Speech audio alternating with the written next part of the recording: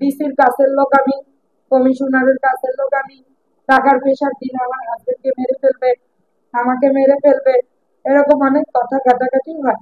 হওয়ার পরে রাজীব নাসির এরা ওপ পেতে থাকে আমার হাজবেন্ডকে মেরে ফেলার জন্য। আমার হাজবেন্ড আর আমি গত 6 তারিখ দিবাগত রোজ রবিবার আনুমানিক 4টা 30-এ ডাক্তার দেখাতে প্রেশার মাপাতে ফার্মেসির দোকানে যাই। যাওয়ার পরে ওখান থেকে প্রেশার মাপিয়ে আমি আমার বাচ্চার জন্য মিষ্টি কিনতে মিষ্টির দোকানে ঢুকি।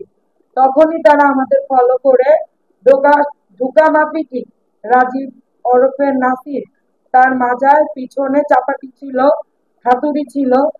সেটা থাকার পরে আমার হাজবেন্ডকে এলোপাতাড়ি ভাবে ধরে বেদম গলার দৌড়াদৌড়ি করে অনেক মারধর করা হয়। 1 কোটি টাকা খরচ করে আমার হাজবেন্ডকে মেরে ফেলার হুমকি দেয়। আমি একটা মেয়ে মানুষ, আমার হাজবেন্ডকে এলোপাতাড়ি ভাবে সে এমন ভাবে মারধর করে, ডিসি কমিশনার সবার নাম্বার নিয়ে আমার হাজবেন্ডকে মেরে ফেলার হুমকি দেয়। এমনকি আমি মহিলা মানুষ, আমাকে এলোপাতাড়ি ভাবে রাস্তার মধ্যে ফেলে লোহার রড দিয়ে ইচ্ছা মতো রাস্তার মধ্যে ফেলে মারধর করে, আমার গলার চেন নিয়ে যায়, অশ্লীলতার হানি করে। কুর্মিটোলা হসপিটালে আমি নিয়ে গেছি, থানায় একটা লিখিত অভিযোগ করি। অভিযোগ করার পরেও নাকি উত্তরা কাস্টম বন্ডের কমিশনার ডিসিদের ভয় দেখিয়ে আমাকে অনেক নানান হুমকি ঝুঁকি দেয়।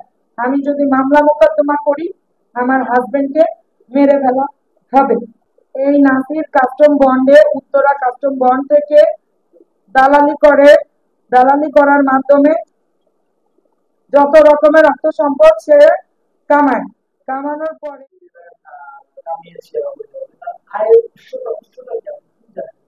ও হচ্ছে আগে এয়ারপোর্টে গাড়ি গুড়ি ধুইতো, কাস্টমসের এয়ারপোর্টে গাড়ি গুড়ি ধোয়া মোছার কাজ করতো। সেখান থেকে এক কমিশনারের গাড়ি ধোয়াধুয়ির কাছ থেকে কমিশনারের কাছে তার বাংলো বাড়িতে তার নেওয়া হয়। যতটুকু আমার তখনই সে আমার বাসায় থাকতো। যখনই তাকে বাংলো বাড়িতে নেওয়া হয়েছে তখন আমাকে বলছে, আপু আমি আর আপনার বাসায় থাকবো না, আমাকে কমিশনার স্যার তার বাজারঘাট করার জন্য নিয়ে। সেখান থেকে কমিশনার স্যারের সাথে থাকে, তার গাড়ি ধোয়, তারপরে সেখানে দালালি করে ওইখানে কাজ বাজ করে। বন্ডের কমিশনার, কাস্টম বন্ডের কমিশনার, এটা উত্তরা কাস্টম বন্ডের কমিশনার।